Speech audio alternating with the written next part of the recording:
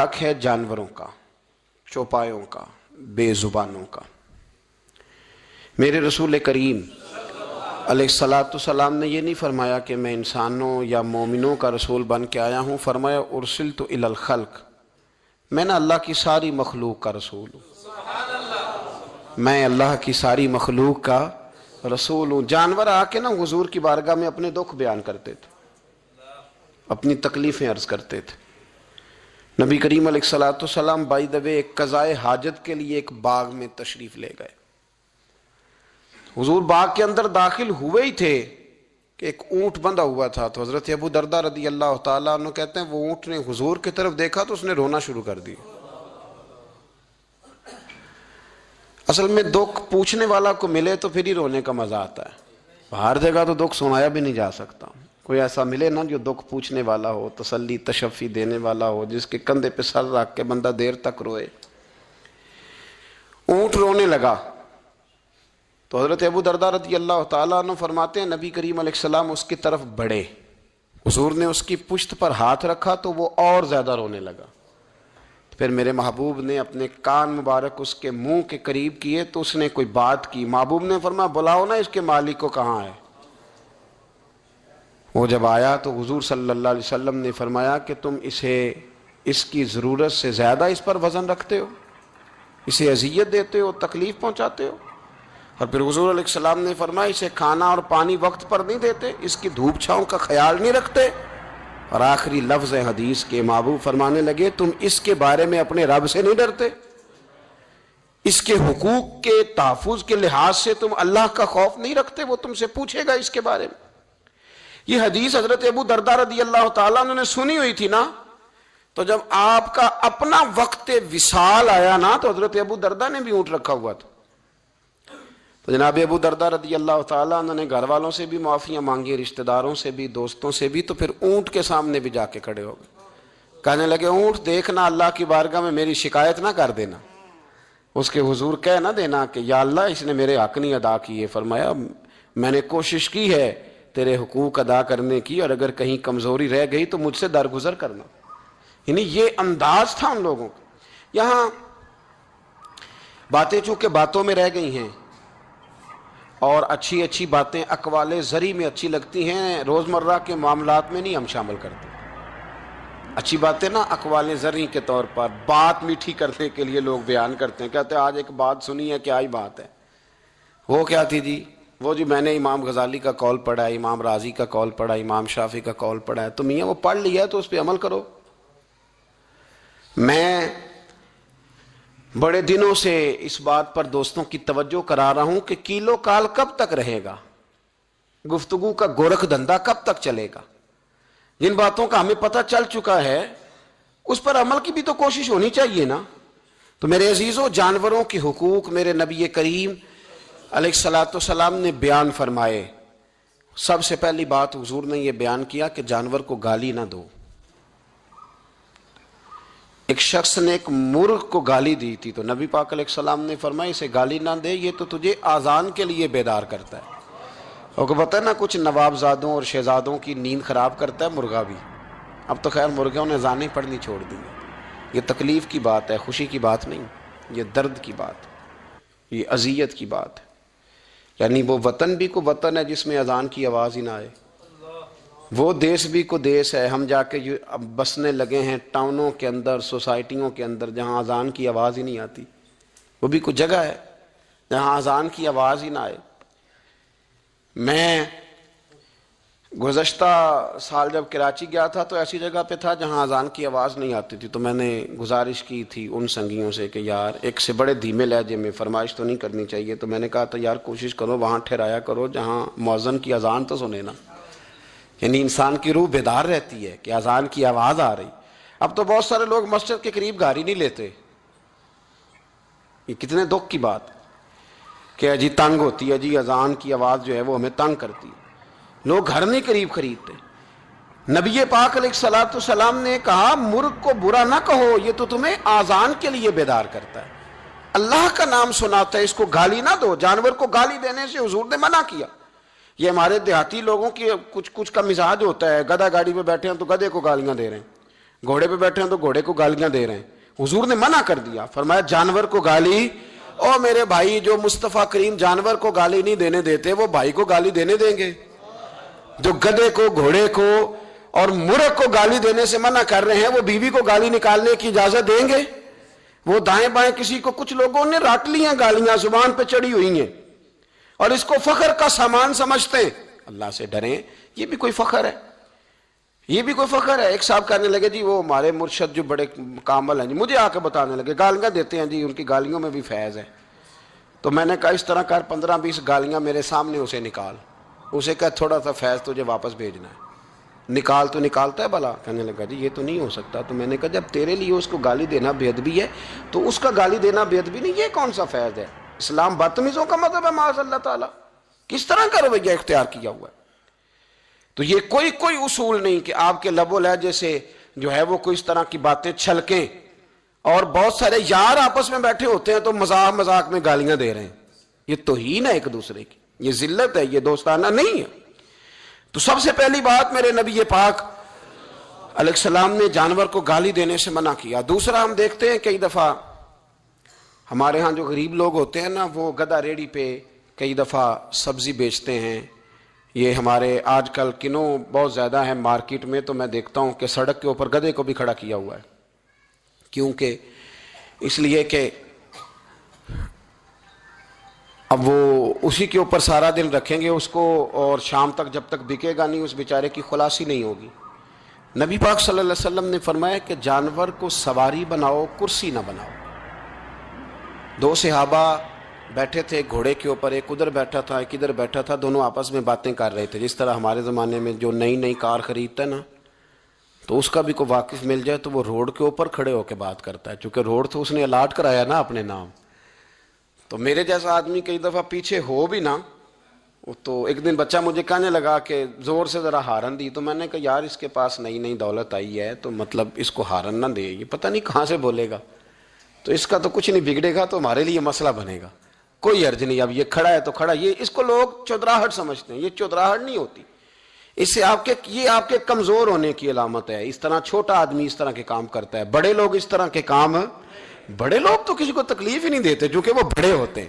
وہ کسی شخص کو کبھی اذیت میں مبتلا نہیں کرتے چونکہ بڑے ہوتے ہیں. یہ تو چھوٹا آدمی ہے جو کسی کا رستہ روک کے کھڑا ہے اور چودھری بن رہا ہے. تو نبی پاک علیہ السلام نے دیکھا 2 غلاموں کو, ایک کے گھوڑے کا منہ ادھر ہے دوسرے کا ادھر ہے, تو آپس میں گفت و شنید کر رہے ہیں. میرے رسول کریم علیہ السلام نے وہیں تنبیہ فرمائی, حکم دیا, فرمایا سواریوں کو سواریاں بنایا کرو, کرسیاں نہ بنایا کرو. جب تک چلنا ہو اس پر بیٹھو, اور جب بات کرنی ہو تو گھوڑے سے نیچے اترو, پھر بات کرو تو پھر دوبارہ گھوڑے پہ بیٹھو. ان کو سواریاں بنائیں, کرسیاں نہ بنائیں. میں اپنے استاد گرامی رحمۃ اللہ تعالی علیہ کے ساتھ تھا, تو ہم نے کہیں جانا تھا, ہم تانگے پہ بیٹھے تھے. وہ تانگے والے سے 2-3 دفعہ استاد جی نے کہا چلو, تو کہنے لگا جی سواریاں پوری ہوں گی تو چلیں گے. پھر کہا چلو یار جانا ہے, کہنے لگا جی سواریاں پوری ہوں گی. پھر میں کب تک پوری ہوں گی؟ کہنے لگا جی آج کل ذرا رش کم ہے تو کچھ ٹائم لگ جائے گا. تو استاد صاحب نہ اتر آئے نیچے, اس نے سمجھا سواریاں ناراض ہو گئی ہیں. کہنے لگا جناب آپ بیٹھے ہیں, مطلب آ جاتی ہے ابھی سواری. تو استاد صاحب فرمانے لگے کہ میں سامنے پھٹے پہ بیٹھتا ہوں اس لیے کہ جانور کو سواری بنانے کا حکم ہے, کرسی بنانے کا نہیں.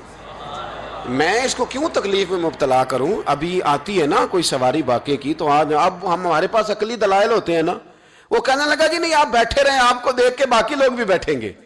تو استاد جی کہنے لگے میں تیری بات مانوں یا رسول اللہ کی بات مانوں؟ میں تو نبی پاک صلی اللہ علیہ وسلم کی بات مانوں گا نا. حضور نے فرمایا ہے کہ سواریوں کو سواری بنانا ہے, کرسیاں ممبر نہیں بنانا, ان کو ان پر چڑھے بیٹھے نہیں رہنا, تم نے اتر جانا ہے جب کام لینا ہے. تو جانور کا یہ حق ہے کہ اس سے اتنا ہی کام لیا جائے جتنا وہ اس کا بوجھ برداشت کر سکے. میں کچھ باتیں میں پڑھتا ہوں تو مطلب میں سمجھتا ہوں کہ یار ہم کہاں بیٹھے ہوئے ہیں, اور دین کن لوگوں کے پاس تھا. حضرت عبداللہ بن مبارک نے نا کرائے پہ گھوڑا لیا تھا. اب یہ بھی بات ہے, یہ بھی کرنی پڑے گی چونکہ میرے معاشرے کا مسئلہ ہے.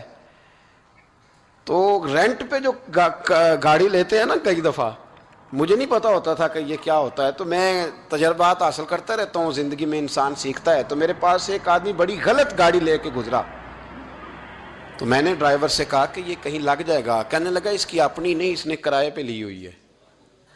اس کی اپنی ہوتی تو اس طرح سے ڈرائیو، یہ اس نے کرائے پہ لیا، تو میں نے کہا کہ مجھے اس کا فلسفہ سمجھاؤ یہ کیا ہے. کہنے لگے یہ ہینڈ اوور کار لیتے ہیں کرائے پہ، تو یہ لی ہی اس لیے جاتی ہے کہ یہ توڑ کے واپس کریں گے، تو رکھنے والوں نے بھی وہ رکھی ہوتی ہے کہ جو بالکل نکارہ اور ناکام ہوتی. یہ معیار ہے. حضرت عبداللہ بن مبارک رحمت اللہ، اس زمانے میں لوگ یہ کام کرتے تھے، کرائے پہ سواری لیتے تھے. حضرت عبداللہ بن مبارک رحمت اللہ تعالیٰ نے ایک شخص سے کرائے پہ گھوڑا لیا کہ مجھے فلاں سفر پہ جانا ہے تو گھوڑا کرائے پہ دے دو. اس نے کہا جی کس کس نے جانا ہے؟ تو آپ فرمانے لگے میرا وجود دیکھ لے، میں نہیں جانا ہے. کرایہ طے ہو گیا، آپ نے گھوڑا اس سے لے لیا. جب آپ جانے لگے تو ایک آدمی رستے میں ملا، کہنے لگا حضور کوفے جا رہے ہیں؟ فرمایا ہاں. کہنے لگا یہ میرا خط بھی لے جائیے گا، یہ میرا خط ہے. کتنا وزن ہوتا ہے خط کا؟ یہ میرا خط ہے، فلاں آدمی کو دیجیے گا. تو آپ فرمانے لگے تو میرے ساتھ واپس چل گھوڑے کے مالک کے پاس، اگر وہ اجازت دے گا یہ سفر گھوڑے پہ زیادہ رکھنے کا تو میں رکھوں گا، اور اگر وہ اجازت نہیں دے گا تو میں نہیں رکھوں گا. تو وہ آدمی کہنے لگا حضور اتنی چھوٹی چھوٹی باتوں کا کیوں خیال رکھتے ہیں؟ تو عبداللہ بن مبارک فرمانے لگے اس لیے کہ میں رحمت للعالمین نبی کا ماننے والا ہوں، میرے رسول پاک علیہ السلام رحمت للعالمین ہے، تو میں اتنا بھی ظلم جانور پر کر سکتا؟ میں پہلے اجازت لوں گا اس کے مالک سے، اس کے بعد پھر میں آگے جاؤں گا. تیسری بات، نبی پاک علیہ السلام نے کہا کہ جب تم جانور کا دودھ دھویا کرو نا تو سارا نہ دھویا کرو، اس کے بچے کے لیے بھی چھوڑو. اور حضور نے فرمایا کہ اگر کسی جانور کو تکلیف ہو تو تھنوں سے سارا دودھ نہ نکالو، بلکہ کچھ اس کے تھنوں میں چھوڑ. اگر کسی جانور کو تکلیف ہو، کچھ جانور ایسے ہوتے ہیں جن کو تکلیف ہوتی ہے، سارا دودھ بالکل نچوڑ کے نکال لیا جائے تو انہیں تکلیف ہوتی. فرمایا اگر تکلیف ہو تو پھر سارا دودھ نہ نکالو، کچھ چھوڑ بھی دو، اس کے بچے کے لیے بھی کچھ چھوڑو. فرمایا جب اسے ذبح کرنے لگو تو چھری تیز لاؤ، تیز. ایک شخص ناکام سی چھری کے ساتھ جانور کو ذبح کرنے لگے تو نبی پاک علیہ السلام فرمانے لگے تو اسے 2 موتیں دینا چاہتا ہے، 2 دفعہ مارنا چاہتا ہے اس بیچارے کو. فرمایا اس طرح نہ کر، ایک تو چھری تیز کر اور دوسرا اس کی نظروں کے سامنے نہ کر، سائیڈ پہ لے جا اور اس تیز دھار کے ساتھ اسے ذبح کر کے اسے کم سے کم تکلیف ہو، کم سے کم اسے درد ہو. ہمارے ہاں عید کے موقع پر کسائی کو بڑی جلدی ہوتی ہے، جانور ابھی پورا ٹھنڈا بھی نہیں ہوتا کہ فٹافٹ وہ کھال اتارنی شروع کر دیتے ہیں. یہ اذیت ہے، یہ تکلیف ہے، آپ آزمائش میں ڈال رہے ہیں. آپ اس سے کہیں، میں تو ریکویسٹ کر لیتا ہوں کبھی کبھی، میں کہتا ہوں یار تو چند پیسے زیادہ لے لینا، تجھے اگلے گھر جانے کی جلدی ہے، تجھے ٹیلی فون بھی آ رہے ہیں، تو آدھے گھنٹے کا ٹائم بھی بتاتا جا رہا ہے، لیکن ایسے نہ کر، یہ جانور ہے، اس میں اللہ نے جان رکھی ہے، اس کا خیال کر. نبی رحمت علیہ السلام نے ہمیں یہ باتیں بتلائی. فتاوی عالمگیری میں پڑھ رہا تھا، عجیب فتویٰ لکھا ہے. انہوں نے لکھا جو آدمی جانور کے دودھ دھوئے نا اس کے ناخن بڑے نہیں ہونے چاہیے. جانور کے جو تھن ہوتے ہیں وہ نازک ہوتے ہیں، تو جس کے ناخن بڑے ہوں گے. اور صاحب فتاوی عالمگیری نے لکھا ہے کہ ہفتے کے بعد ناخن کاٹنا سنت ہے، لیکن جس نے جانوروں کا دودھ دھونا ہونا وہ ہفتے کا انتظار نہ کرے، وہ جلد ناخن کاٹ لے تاکہ جب دودھ دھوئے گا تو جانور کو تکلیف نہ ہو، وہ جلدی کاٹ لے اور اس ترتیب سے صحیح کر کے ناخن کاٹے کہ وہ کٹے ہوئے ناخن بھی کہیں جانور کو تکلیف نہ دے. آپ خود اندازہ کر لیں کہ آپ کا اپنا اگر ناخن صحیح کٹا نہ ہو تو آپ کے سخت گوشت کو بھی تکلیف دیتا ہے، تو جانور کا تھن تو نرم ہوتا ہے. میرے رسول کریم، پڑھیے درود پاک، سارے پڑھیے صلی اللہ.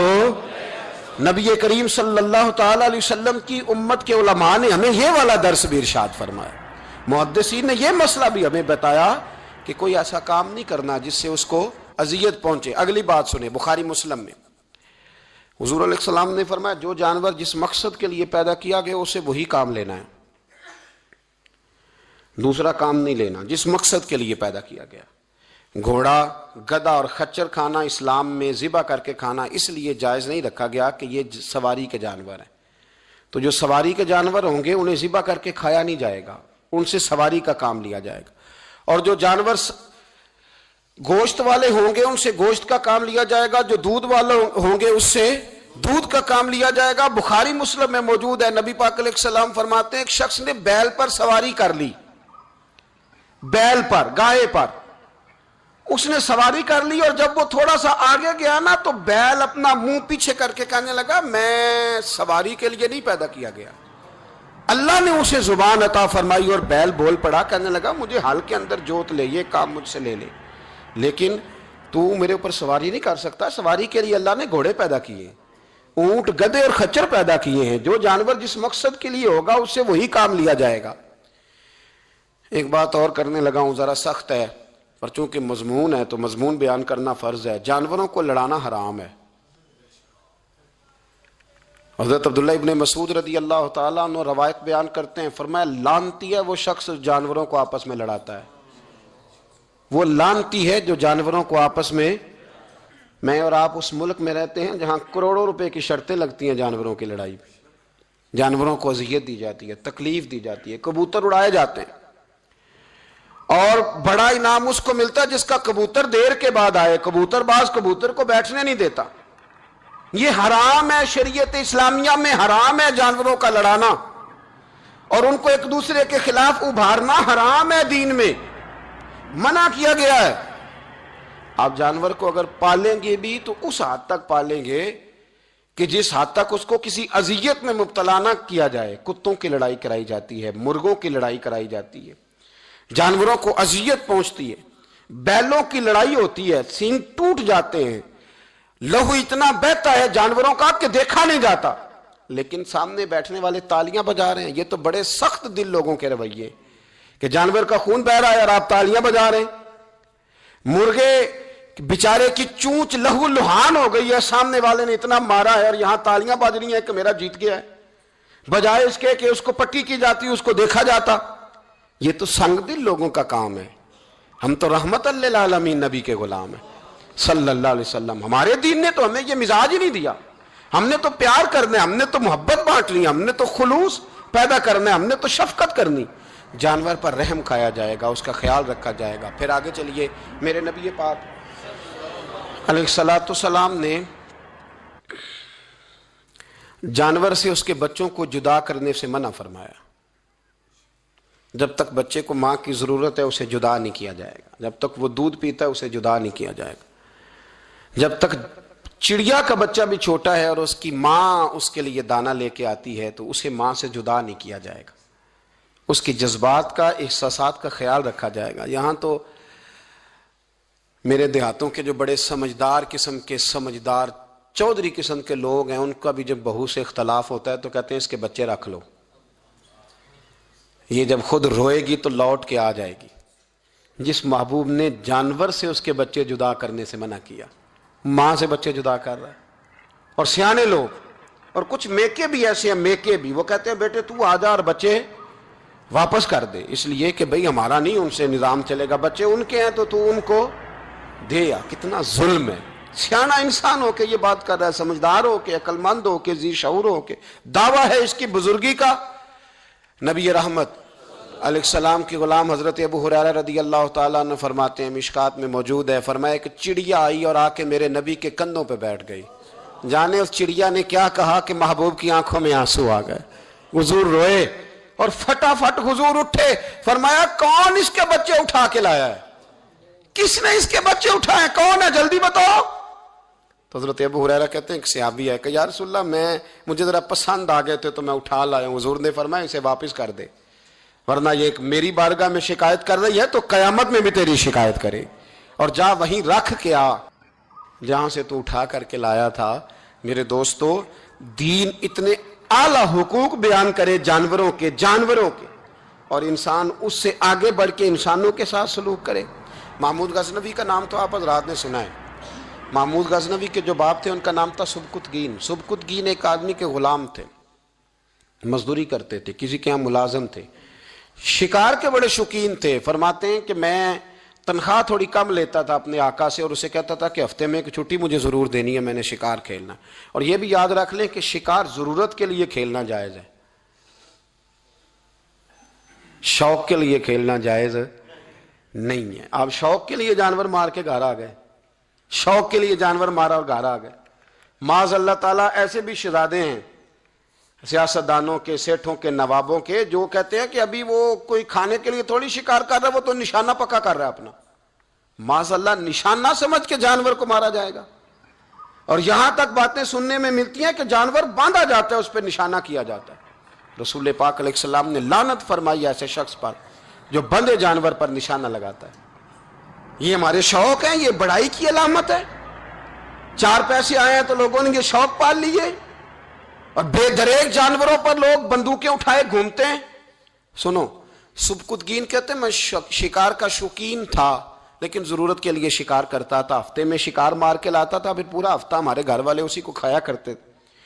فرماتے ہیں کہ میں تنخواہ تھوڑی لیتا تھا اپنے آقا سے, محمود غزنوی کے والد سبکتگین, کہ میں بھئی ہفتے میں ایک دن شکار کرنے جاؤں گا. کہتے ایک دن میں جنگل میں شکار کرنے گیا تو کچھ جانور کم نظر آئے. صبح سے لے کر میں گھومنے لگا, عصر کا وقت ہو گیا, کوئی شکار نہ ملا. اب میرے دل کے اندر یہ ڈر تھا کہ اگر مغرب مجھے یہیں ہو گئی تو مجھے کوئی درندہ, کوئی جانور پریشان کرے گا.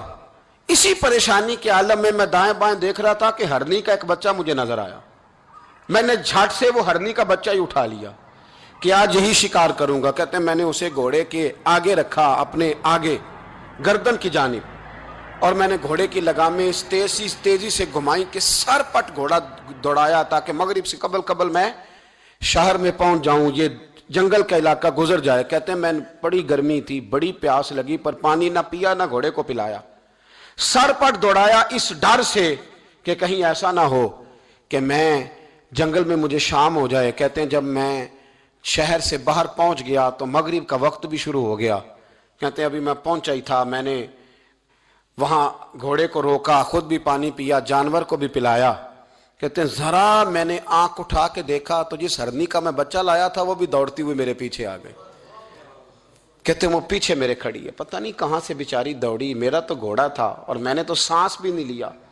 1.5 گھنٹہ 2 گھنٹے میں بھگاتا لایا اس جلدی میں کہ باہر آنا ہے. کہتے ہیں پلٹ کے دیکھا تو اس کی سانس پھولی ہوئی ہرنی کی, اور للچائی نظروں سے مجھے دیکھ رہی ہے. دل کے ایک کونے سے آواز آئی کہ آج تو 2 شکار ہو گئے. بچہ تو پکڑا ہی, اس کی ماں کو بھی قابو کرتا ہوں تاکہ ڈبل شکار ہاتھ آئے گا. کہتے ہیں پھر اندر سے میرا درد بولا, اندر سے میرا رحم بولا کہ ایک ماں اپنا بچہ لینے آئی ہے, اور اس طرح تو اسے تکلیف نہیں دی جا سکتی کہ اسے بلیک میل کر کے ماں کو بھی رکھ لیا جائے. کہتے ہیں جب میں نے اس ہرنی کی طرف دیکھا تو اس کی نظروں میں سوال تھا, اس کی نظروں کے اندر سوال تھا, کچھ مانگ رہی تھی. کہتے ہیں میں نے اس بچے کی پشت پر ہاتھ پھیرا, پھر میں نے بچہ چھوڑ دیا. کہتے ہیں اس نے پہلے بچے کو بازوؤں میں لیا, پھر اپنی زبان سے اپنا بچہ چاٹنے لگی. کہتے ہیں پھر وہ جب جنگل کی طرف جانے لگی تو ایک دفعہ اس نے میری طرف دیکھا, دوسری دفعہ اس نے آسمان کی طرف دیکھا. زندگی میں مجھے اتنا سکون کبھی نہیں آیا تھا جتنا آج آیا. کہتے ہیں میں گھر گیا, عشاء کی نماز پڑھی, باوضو میں بستر پہ لیٹ گیا. لوگوں میرے نصیب دیکھو, مجھے مدینے والے محبوب کا دیدار نصیب ہوا. رسول کریم علیہ السلام میری خواب میں آئے, میں رونے لگا. گھر مہک اٹھا, پھول کھلنے لگے, خوشبوئیں بکھرنے لگی. کہتے ہیں محبوب کریم تشریف لائے, اور کیا خوبصورت جملہ ہے. محبوب فرمانے لگے, او سبکتگین, اگر تجھے بادشاہ بنا دیا جائے تو انسانوں کے ساتھ بھی اسی طرح رحم کرے گا نا جس طرح آج ہرنی کے ساتھ کیا ہے. اگر تجھے بادشاہ بنایا جائے تو رویہ یہی رکھے گا یا بدل جائے گا. کہتا ہے میں رو پڑا. میں نے کہا یا رسول اللہ, میں تو غلام بننے کے بھی قابل نہیں, تو بادشاہ کیسے بنوں گا؟ فرمایا تیری آج کی ادا بڑی پسند آئی ہے, عرش کے مالک نے تجھے بادشاہ بنانے کا فیصلہ کر لیا. تیری یہ ادا بڑی بھائی ہے, بڑی پسند آئی. فرماتے ایک ہرنی کے بچے پہ رحم کھایا تھا, رب کریم نے مجھے بادشاہی عطا فرما دی. ہم نہ سیاست سے بادشاہی لینا چاہتے ہیں, سیاستدانوں کے اپنی جیب سے اشتہار چھپوا کے بادشاہی لینا چاہتے ہیں, ڈیرا بنا کے بادشاہی لینا. نہ, بادشاہی تو رحم کرنے سے ملتی, بادشاہی تو شفقت کرنے سے ملتی, بادشاہیاں تو اللہ کی مخلوق سے پیار کرنے سے ملتی. بادشاہیاں, حضرت امام احمد بن حنبل رحمۃ اللہ تعالی علیہ فرماتے میں نے ماوراء النہر ایک محدث کا تذکرہ سنا کہ وہ میرے محبوب کی حدیثیں بیان کرتے ہیں, تو کہتے ہیں میں شوق علم میں ان کی بارگاہ میں پہنچا. جب میں گیا تو کتے کو کھانا کھلا رہے تھے. میں نے سلام لی تو انہوں نے جواب تو دیا پر کوئی اتنی توجہ نہیں کی میری طرف. میرے دل میں خیال آئیے محدث ہیں اور کتے کے ساتھ اتنا پیار کر رہے ہیں, میری طرف دیکھا ہی نہیں. تو فرماتے ہیں وہ کتے کو کھانا کھلا کے فارغ ہوئے تو میری طرف دیکھ کے کہنے لگے احمد بن حنبل, میرے علاقے میں کتے نہیں رہتے, کتے دوسرے شہر میں زیادہ پائے جاتے ہیں. یہ بھوکا تھا تو ادھر آ گیا تھا, اور تمہیں حضور علیہ السلام کی وہ حدیث تو پتہ ہوگی کہ نبی پاک نے فرمایا جو کسی کے ساتھ امید لگائے اور وہ آدمی اس کی امید پوری کرنے پر قادر ہو پھر بھی امید پوری نہ کرے تو قیامت کے دن اللہ اس کی بھی بہت ساری امیدیں پوری نہیں کرے گا، اسے سزا ملے گی۔ امید پوری کرنے پر قادر تھا، مجبور نہیں تھا، پر پوری نہ کی تو اسے قیامت کے دن سزا ملے گی۔ تو فرمایا یہ کتا امید لگا کے آیا تھا میرے گھر میں کھانے کی، تو اگر میں پوری نہ کرتا تو پھر حضور کی اس حدیث پر عمل کیسے ہوتا، اور پھر مجھے حدیثیں بیان کرنے کا مطلب کیا سمجھ میں آتا۔ امام احمد بن حنبل رحمۃ اللہ تعالیٰ علیہ فرماتے ہیں میں نے کہا استاد جی اجازت دے دیں۔ کہا کدھر آئے تھے؟ کہا حضور جس کام آیا تھا نا وہ میرا بڑا ہی اچھا ہو گیا ہے، وہ بڑا شاندار ہو گیا، جو حدیث بھی آپ نے بیان کر دی اور صرف بیان نہیں کیا، آپ نے تو عمل کر کے بھی دکھا دیا ہے، آپ نے تو اس حدیث پر منوان عمل کر کے بھی دکھا دی۔ جانور کے ساتھ حسن سلوک کرنا، اس کے ساتھ پیار کرنا، جانوروں کا خیال رکھنا۔ کچھ جانور موذی ہوتے ہیں، شریعت نے انہیں مارنے کی اجازت دی ہے، اجازت دے دیا۔ جو جانور تکلیف دیتا ہے، اذیت دیتا ہے، اسے مارا جا سکتا ہے، اس کو ہٹایا جا سکتا ہے، لیکن جانور کے حقوق کا لحاظ کرنا، اس پر رحم کھانا، اس پر توجہ دینا۔ میں برطانیہ کے ایک شہر کی طرف جا رہا تھا تو رستے میں نا ٹریفک بند ہو گئی، تو آپ کو پتا ہے میپ وغیرہ نکل آئے ہیں تو میپ سے پتہ چل جاتا ہے کہ کس روڈ پہ رش زیادہ ہے، کس پہ رش کم ہے۔ تو میں نے اپنے ڈرائیور سے یہ شکوہ کیا کہ میاں تم تو کہتے ہو یہ رستہ صاف ہے، یہ تو یہاں تو ٹریفک ہے۔ کہنے لگا حضرت صاحب پہلے نہیں تھی، ابھی ہوئی ہے تو پتہ کر لیتا ہوں۔ اس نے نیٹ پر کوئی چیز لگائی تو جواب یہ آیا کہ روڈ پہ نا آگے کتے کا ایکسیڈنٹ ہو گیا ہے اور ایمبولینس آ رہی ہے کتا اٹھانے کے لیے، تو جیسے ہی کتا اٹھا کے لے جائے گی نا روڈ کھول دیا جائے گا۔ مجھے نا شرم آئی، مجھے احساس نے مجھے پریشان کر دیا۔ وہ کہنے لگا حضرت میں نے کوئی ایسی بات تو نہیں کر دی، آپ تو پریشان ہو گئے۔ میں نے کہا یار پریشان اس لیے ہوا ہوں کہ کافروں کا ملک ہے، کتے کا ایکسیڈنٹ ہوا ہے تو ایمبولینس کتا اٹھانے آ گئی ہے، اور مسلمانوں کے ملک میں کتا اگر روڈ پہ ایکسیڈنٹ ہو جائے تو وہ گاڑی کے ٹائروں کے ساتھ مسئلہ تو جاتا ہے، پر مرے ہوئے کو بھی سائیڈ پہ کوئی نہیں کرتا۔ میرے وطن عزیز میں، میرے ملک کے اندر کتا اگر اس کا ایکسیڈنٹ ہو گیا تو ٹائروں کے ساتھ ہی وہ جائے گا، یعنی 10 دینے والا M A, B A, B B A, M S C, M Phil, P H D کی ڈگری رکھنے والا، اب مالدار غریب لوگ تو نہیں نا گاڑیاں ڈرائیو کر رہے ہوتے، مالدار پڑھے لکھے لوگ وہ اپنے ٹائروں کے ساتھ اس کتے کے اوپر سے گزریں گے، لیکن کچھ چھڑی لے کے اس کو سائیڈ پہ نہیں کریں گے۔ پر ہمارے کوئی فلسفے سنے تو ہم سے زیادہ اچھا بیان ہی کوئی نہیں کر سکتا، ہماری کو لب و لہجہ دیکھے تو ہم سے زیادہ اچھی نصیحت کرے گا کوئی نہیں۔ لیکن اس کو ایک جگہ پہ میں نے کہا ایک سنگی سے کہ یار ذرا تھوڑا رکو، اس کو سائیڈ پہ کر دو، تو کہنے لگے مین روڈ پہ کیسے رکیں؟ تو میں نے کہا ہیلمٹ گر جائے تو فٹافٹ رک جاتے ہو، تھیلا گر جائے نا کبھی سامان والا تو یوں کر کے گاڑیاں بلاک کر دیتے ہو، اگرچہ وہ 150 روپے کا ہی مال کیوں نہ ہو، اور کتے کی خاطر نہیں نیچے اتر سکتے، اس کو تھوڑا سا ہٹایا نہیں جا سکتا۔ لیکن ہمارے رویے ہیں، ہمارا مزاج ہے، ہم ان چیزوں کو سمجھتے نہیں۔ امیر ملت، اور اگر میں کہوں بانی پاکستان تو میں ٹھیک کہوں گا۔ بانی لارڈ تھا ایک اس وقت انگریزوں کا بڑا، پیر جماعت علی شاہ صاحب محدث علی پوری بھی پاکستان کی تحریک چلا رہے تھے اور قائد اعظم بھی چلا رہے تھے۔ تو لارڈ نے قائد اعظم سے کہا تھا کہ قائد اعظم مجھے تیری سیاست سے اتنا ڈر نہیں آتا جتنا جماعت علی شاہ کے دین سے ڈر آتا ہے، اتنا مجھے، میں آن دی ریکارڈ بات کر رہا ہوں ذمہ داری کے ساتھ، کہ تیری سیاست سے میں اتنا نہیں ڈرتا جتنا جماعت علی شاہ کے دین سے ڈرتا ہوں، اس لیے کہ یہ جب دین کا نام لے کے پاکستان کی بات کرتا ہے تو لوگوں پہ جادو طاری کر دیتا ہے، اس لیے میں تیری سیاست سے زیادہ اس کے دین سے ڈرتا ہوں۔ امیر ملت پیر جماعت علی شاہ صاحب، ان کو ابو العرب بھی کہا جاتا، ان زمانوں میں عرب میں غربت آئی تو یہاں سے ہندوستان سے چندے اکٹھے کر کر کے پیر جماعت علی شاہ صاحب لے جایا کرتے۔ مدینہ شریف میں آج بھی جماعت منزل موجود ہے، پیر صاحب کی اپنی رہائش تھی۔ امیر ملت پیر جماعت علی شاہ صاحب نا مدینے میں گزر رہے تھے تو بڑے بڑے مرید ساتھ تھے۔ اس زمانے میں لوگ ہاتھوں میں چھڑی رکھا کرتے تھے، جانور اکثر ہوتے تھے تو چھڑیاں ہاتھوں میں ہوتی تھیں، تو پیر صاحب گزر رہے تھے، بوڑھے آدمی تھے، مرید ساتھ تھے، تو ایک کتا دوڑا دوڑا آ گیا۔ جب وہ پیر صاحب کے قریب سے گزرنے لگا تو ایک مرید نے نا کتے کی ٹانگ پہ ڈنڈا مارا، پیچھے ہٹ جا، کپڑوں کو نہ لگ جانا۔ کتا چونکنے لگا، رونے لگا، اور جب بھاگا نا تو لوگ کہتے ہیں ہم نے عجیب منظر دیکھا، 100 سال کے پیر جماعت علی شاہ صاحب پگڑی ہاتھ میں پکڑی اور کتے کے پیچھے بھاگنا شروع کر دی. دوڑ کے کتے کو اٹھا کے لائے اور یوں اس کو سینے سے لگایا. پھر پیر صاحب نا اس کتے کو اپنی رہائش گاہ پہ لے گئے. پھر اپنی پگڑی کھول کے نا تو اس کی پٹی کی. پھر دودھ کا پیالہ اس کے آگے رکھا. جب کتے نے دودھ پی لیا تو پیر جماعت علی شاہ صاحب نے ہاتھ باندھے.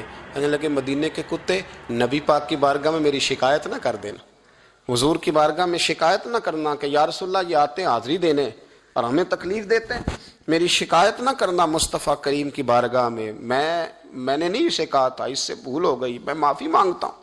میرے عزیزو, وہاں درد تھا, وہاں سوز تھا, وہاں پیار تھا, وہاں محبت تھی. لیکن ہمارے رویے انسانوں کے حق میں تو کیا, جانوروں کے حق میں سخت سے سخت تر ہوتے جا رہے ہیں. ہم نے اپنے شوق سے جانور لڑانے شروع کر دیے, کبوتر اڑانے شروع کر دیے. تباہی پر تباہی کا ماحول ہم فراہم کرتے جا رہے ہیں. ان سے پیار کریں, ان کو آسانی دینے کی کوشش کریں, انہیں قید نہ کریں, انہیں رہا کریں. ان پر وہ والی نظر کریں جو میرے رسول رحمت علیہ الصلوۃ والسلام نے ہمیں سکھائی ہے. ان پر زیادہ بوجھ نہ ڈالیں. آپ تو اس خوبصورت دین کے ماننے والے ہیں جس دین کے رسول نے چھوٹی چھوٹی چیزوں کی بابت سمجھداری کا مظاہرہ کرنے کا حکم دیا. جانوروں نے تو میرے نبی پاک کی غلامی بڑی کی ہے. بتائے جانور حضور سے بڑا پیار کرتے تھے, بڑا پیار کرتے تھے. حضور کا ایک گدھا تھا جس کو دراز گوش کہا جاتا ہے, اس کے لمبے لمبے کان تھے تو دراز گوش شریف. حضور کسی کو بلانے بھیجتے تھے تو صحابی کے دروازے پہ جا کے سر مارا کرتا تھا, اور صحابہ کہتے جب منہ سے دیکھتے تو سمجھ آتا تھی نبی پاک نے بلایا ہے. حضور کی ایک اونٹنی تھی نبی پاک علیہ السلام. تو میرے مصطفیٰ کریم علیہ الصلوۃ والسلام آواز دیتے تھے تو بیٹھ جاتی تھی, بلاتے تھے تو آ جاتی تھی. حضور کا وصال ہوا تو سیدہ فاطمہ کے دروازے پہ جا کے بیٹھ گئی, اور جب تک نہیں اٹھی جب تک اس اونٹنی کی روح پرواز نہیں کر گئی. میرے نبی پاک علیہ الصلوۃ والسلام کے ساتھ تو یہ ایک بکری سیدہ عائشہ کہتی ہم نے گھر میں رکھی ہوئی تھی, تو وہ بکری اٹھتی بھی تھی, آتی جاتی بھی تھی, کبھی کبھی آواز بھی نکالتی تھی, پر جتنی دیر نبی پاک گھر میں رہتے تھے وہ ادب کے ساتھ چپ رہتی تھی. وہ آواز نہیں نکالتی تھی, وہ کوئی حرکت نہیں کرتی تھی, وہ خاموش رہتی تھی. مصطفیٰ کریم کا ادب کرتی تھی. جانوروں سے حضور نے پیار کیا, جانوروں نے میرے نبی کا ادب کیا. غار ثور میں سب سے زیادہ جس کان نے کافروں کی آنکھوں پہ پٹی باندھی وہ کبوتری کے انڈے ہی تو تھے, وہ کبوتری کے انڈے ہی تو تھے. اس نے آ کے جالا, وہیں فوری طور پر آ کے مکڑی نے جالا بنا, اس کے اندر کبوتری نے انڈے دیے. اور جب ابو جہل کہنے لگا نا اندر گھسو, دیکھو اندر جا کے غار کے, تو اس کے اپنے ہی لوگ اسے کہنے لگے تو پاگل ہو گیا ہے. اگر کل یہاں سے کوئی گزرا ہوتا تو یہ جالا جو تھا یہ ٹوٹا ہوا ہوتا, یہ انڈے گرے ہوئے ہوتے. پتہ نہیں کب سے کوئی اندر نہیں گیا, تبھی تو یہاں جالا تنا ہوا ہے مکڑی نے, تبھی تو یہاں انڈے ہیں. اور میرے بھائیوں, ان جانوروں نے امداد کی, انہوں نے مدد کی. حضرت خالد بن ولید رضی اللہ تعالیٰ عنہ ایک گھوڑے پر سوار تھے, گھوڑے پر جنگ ہو رہی تھی تو گھوڑا تھک گیا. اب خالد بن ولید تو اللہ کی تلوار تھے, وہ تو تھکتے ہی نہیں تھے. گھوڑا تھک گیا, اب دوسری سواری دور تھی, تو جناب خالد بن ولید گھوڑے کے کان میں کہنے لگے اگر تو نے آج میرا ساتھ نہ دیا تو میں قیامت کے دن اللہ کی بارگاہ میں تیری شکایت کروں گا کہ اللہ اس نے میرا جہاد میں ساتھ ہی نہیں دیا. جناب خالد بن ولید کے ساتھ والے کہتے ہیں کیا کان میں آپ نے کہا کہ گھوڑا اتنا بھاگتا تھا کہ پیچھے مڑتا ہی نہیں تھا, وہ سرپٹ دوڑتا تھا, سرپٹ دوڑتا تھا. جناب خالد بن ولید نے وہ جنگ جب فتح کی تو لوگوں نے کہا حضور بڑا کمال کیا. فرمانے لگے آدھا میرا ہے آدھا میرے گھوڑے کا ہے, یہ شریک ہے اس جہاد میں برابر کا, اس نے تعاون کیا ہے. تو یہ مخلوق اللہ کی تو شامل حال رہی, انہوں نے تو امداد کری میرے بھائی. اور ہمارے رویے ان کے بارے میں اتنے سخت ہو گئے, اتنے زبردست ہو گئے. دیکھو نا, میں اس ملک میں اس وطن کی بات کرتا ہوں جو دین کے نام پہ بنا ہے, اور جہاں گھوڑوں کو اب نچایا جانے لگا ہے. اب گھوڑے نچانے کے لیے پیدا کیے گئے. میں بتا چکا ہوں کہ یہ تو سواریوں کا جانور تھا, اس کو نچایا جاتا ہے. یہ چودھری ہونے کی علامت, یہ مالدار ہونے کی علامت. یہ سیٹھ کے بچے کی شادی ہو تو گھوڑے نچائے جائیں گے. یہ ملانگ تلانگ جو میلے ٹھیلے کرتے ہیں, جب بابے کا عرس لگے گا تو گھوڑا نچایا جائے گا. بھی جانور اس لیے ہیں, یہ خرافات ہیں ساری, یہ دین کے مترادف ہیں. ان باتوں کو سمجھیں, ان پر عمل کریں. یہ سارا ہمارے دین کا نصاب ہے. چونکہ یہ مضمون تھوڑے خشک ہوتے ہیں نا, اس لیے ہمارے ہاں بیان نہیں ہوتے, لیکن ان کی ضرورت بڑی سخت ہے, ان کی حاجت ہے. ان مسائل پر ضرور ہمیں توجہ کرنی چاہیے. پورے پورے باب ہیں کتب حدیث کے اندر. میں بھی وہی بات کر سکتا تھا جو پچھلے سال میں نے اس مہینے میں کی تھی. ہر مہینے کے عنوانات سمجھ میں آتے ہیں, وہ تیار پڑے ہوتے ہیں, وہ بیان کرنے مشکل نہیں ہوتے, لیکن کبھی کبھی دل سے یہ آواز اٹھتی ہے کہ جو باتیں نہیں ہیں پتہ, ان کا بھی تو پتہ ہونا چاہیے نا میرے بھائی. ہو سکتا ہے, ممکن ہے کسی آدمی کے دل میں کوئی بات بیٹھ جائے, اور ممکن ہے وہ کسی کو سمجھانے میں, آگے بتانے میں, فارورڈ کرنے, ویسے بھی اچھی باتیں بھی آپ فارورڈ کرنی شروع کریں. بات آ گئی ہے تو میں چلو کر دیتا ہوں. کوئی ضروری بات ہے کہ ہم نے اپنی سیاسی پارٹی کا دفاع کرنا ہے اور مخالف کی غیبت ہر وقت کرنی ہے؟ مثلا کیا ہو جائے گا اس سے؟ کیا انقلاب ہم نے کر لیا ہے؟ کیا ہم نے حق بات کہیں, جہاں ضرورت ہو وہاں کریں, لیکن سوشل میڈیا اگر ہمارے ہاتھوں میں آیا تو تباہی کے لیے تو نہیں نہ آیا. یہاں اچھی فوٹو لگا کے, ایک فوٹو ادھر سے کھینچ کے لگا لو, ایک ادھر سے کھینچ کے لگا لو, ایک ادھر سے. اب تو میں پریشان ہو جاتا ہوں. اب آپ جب کسی کے قابو آ گئے تو وہ مطلب آپ سے سب سے پہلے مطالبہ یہ کرے گا کہ ابے کے ساتھ بھی فوٹو لینی ہے, دادا کے ساتھ بھی لینی ہے, ماموں کے ساتھ بھی لینی ہے, چاچا کے ساتھ بھی لینی ہے, بچوں کے ساتھ بھی لینی ہے, ایک دھائیں سے لینی ہے, ایک بائیں سے. اس کام کے لیے کفر کے سامنے دین کا پیغام پہنچانے کا مؤثر ذریعہ ہے نبی پاک کی حدیثوں کو انگلش میں ٹرانسلیٹ کر کے آگے فارورڈ کریں. جو ڈچ جانتے ہیں وہ اس زبان میں بات آگے پہنچائیں. جو لوگ جو ہے وہ فارسی سے متعلقہ ہیں وہ ان چیزوں کو آگے, یہ تو آپ کے پاس ایک بڑا مناسب ذریعہ ہے. وہاں آپ جو ہے وہ فنی ویڈیو آگے بھیج رہے ہیں, وہاں آپ غلط چیزوں کو آگے پہنچا رہے ہیں. آپ کس کام میں لوگوں کو آگے شریک ہو رہے ہیں؟ اور مطلب کئی دفعہ تکلیف ہوتی ہے, اس پر لکھا ہوا ہے فنی مولوی, یعنی مولوی بھی فنی ہوتا ہے, یعنی یہ بھی کام ہوگا. اب ہر کام ہم وہ والا لیں گے جس میں تھوڑی دیر کے لیے لوگ جو ہیں وہ مذاق کریں گے. خدا را, ہم سنجیدہ قوم ہیں, ہمیں سنجیدہ بات کرنی چاہیے. آپ کے سامنے, آپ کے ہاتھ میں دین آیا ہے. اور پھر میں ایک بات بڑی تکلیف سے کہتا ہوں, میں نے کئی دفعہ کی, آج پھر کہتا ہوں. وہ ہالینڈ نے معاذ اللہ حضور کے خاکے شائع کرنے کا اعلان کیا تھا نا جی, پھر اس پہ احتجاج ہوا. ہاں نہ تو کرے نا, ہر آدمی نے نا اپنے سوشل میڈیا پیج پہ جگہ دی کہ جی گستاخی ہو رہی ہے جی, نکل آئے گورنمنٹ, یہ کر دیں وہ کر دیں. ہم نے بھی کیا, کرنا چاہیے, پیغام دینا چاہیے. لیکن وہ خاکے شائع کرنے والے دو لوگ تھے. ایک مواد فراہم کرتا تھا, کیلیرون اس کا نام تھا, اور ایک یہ تھا جو خاکے بناتا تھا. تو یہ جو خاکے تحقیق کرتا تھا نا, معاذ اللہ اس نے اسلام کے خلاف 2 کتابیں بھی معاذ اللہ لکھی ہیں. اب وہ بندہ نا, یہ 1.5-2 ہفتے ہوئے کلمہ پڑھ کے مسلمان ہو گیا, اور آپ کے سارے قومی اخبارات نے خبر بریک کی, تمام نے, دنیا میں, ایکسپریس میں, ہر اخبار میں خبر آئی. پڑھی ہے آپ لوگوں نے بھی؟ جنہیں پڑھی ہاتھ کھڑا کریں.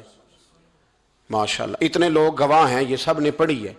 مجھے بتائیں کہ جب انہوں نے گستاخی شائع کی تھی تو شور ہوا تھا, تو کلمہ پڑھا تھا تو اب بھی شور ہونا چاہیے تھا نا, بولیں. لیکن شور تو ہوتا ہے منفی بات کا, مثبت بات کا تو شور ہم کرتے نہیں, یہ تو ہمارے حق میں ہی نہیں. منفی بات کا شور ہے, اور مثبت بات کی طرف ہم آتے, یہ ہمارا مزاج ہے. مثبت بات کا بھی شور کرے میرے بھائی, وہ بھی لینا چاہیے تھا ہمیں اخبارات سے, وہ بھی ہر پیج پر ہونا چاہیے تھا, اس کی بھی فوٹو لگا لینی چاہیے.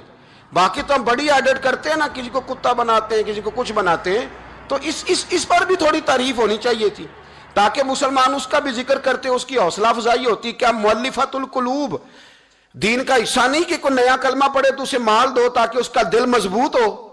تو کلمہ پڑھا تھا تو چاہیے تھا نا کہ ہم اس کے دل کو مضبوط کرتے, ہم یہ پیغام آگے کرتے کہ ہمیں بڑی خوشی ہوئی. وہ کہتا ہے میں تو حضور کے مخالف تحقیق کرنے نکلا تھا, پر ان کو پڑھتے پڑھتے ان کا غلام بن گیا. اور اس نے باقاعدہ معافی مانگی ہے, باقاعدہ معافی مانگی ہے کہ میں اپنے پچھلے رویے سے اللہ کی بارگاہ میں بھی شرمندہ ہوں, نبی پاک کی بارگاہ میں بھی شرمندہ ہوں, مسلمانوں سے بھی معافی مانگتا ہوں. اس نے باقاعدہ معافی مانگی ہے. لیکن جو کہ بات تھی مثبت, بات تھی خوشخبری والی, اور ہم دیتے ہیں مایوسی والی خبر. ہم بریک وہ خبر کرتے ہیں جس میں کوئی ٹینشن پیدا ہوتی. ٹینشن. میں ابھی حیدرآباد میں تھا, پولیس والا اپنی گاڑی میں بیٹھا تھا, ہم اپنی گاڑی میں تھے. ایک ایڈریس پوچھنا تھا, رستہ پوچھنا تھا.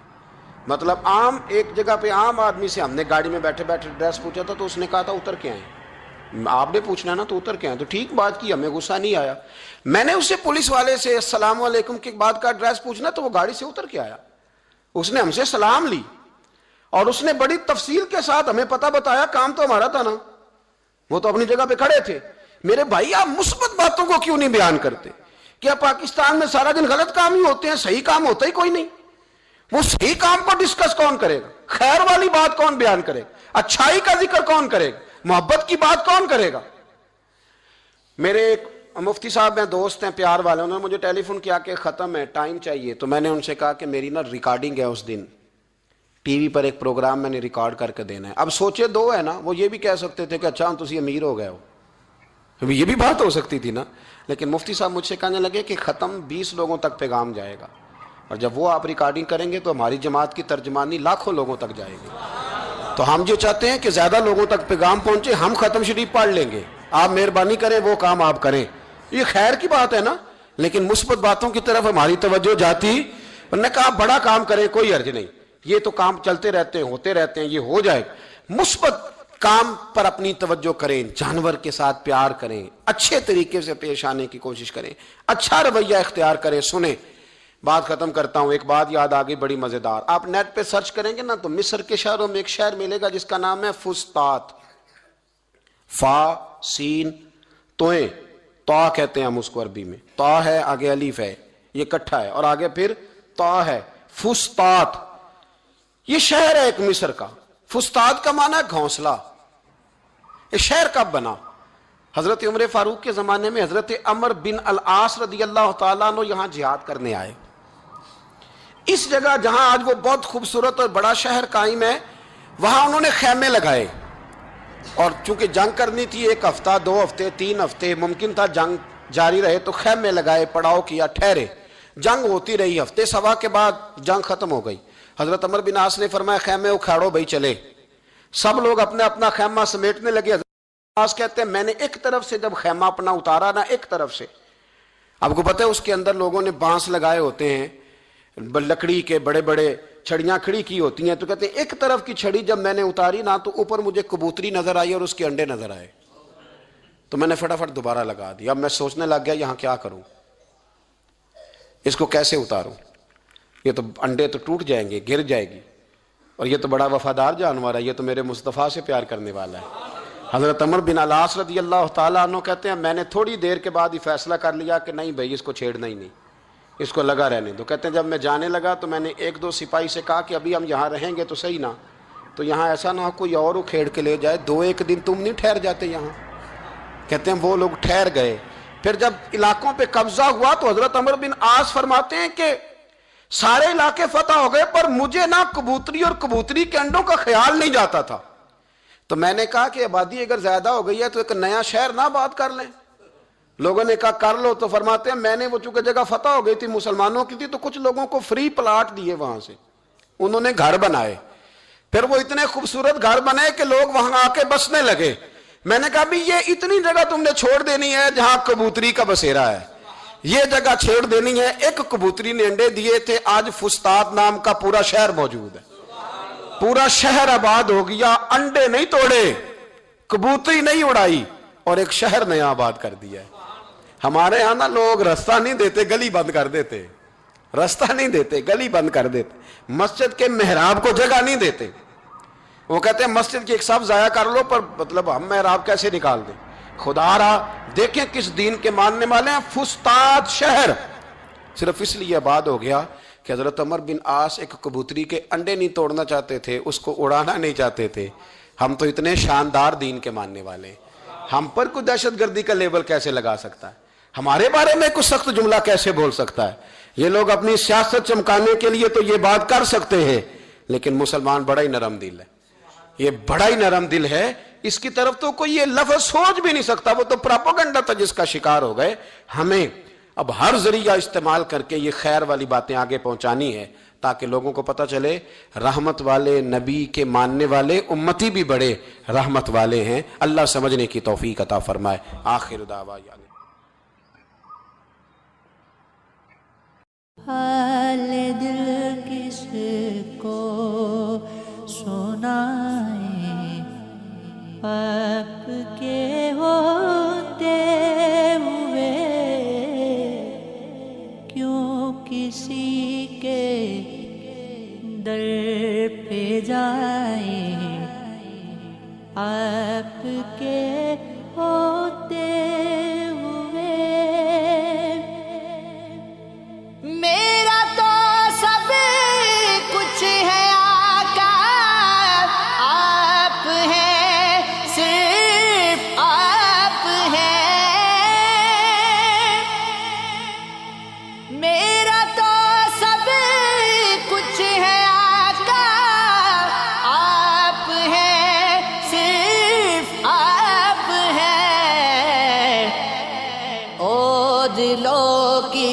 سے لگاؤں آپ کے ہوتے ہوئے اور لوگ سے لگاؤں آپ کے ہوتے ہوئے میرے دکھ کو اور کوئی چار اگر سمجھے گا کیا میرے دکھ کو اور کوئی چار اگر سمجھے گا کیا زخم دل کس کو دکھائیں آپ کے ہوتے ہوئے زخم دل کس کو دکھائیں آپ کے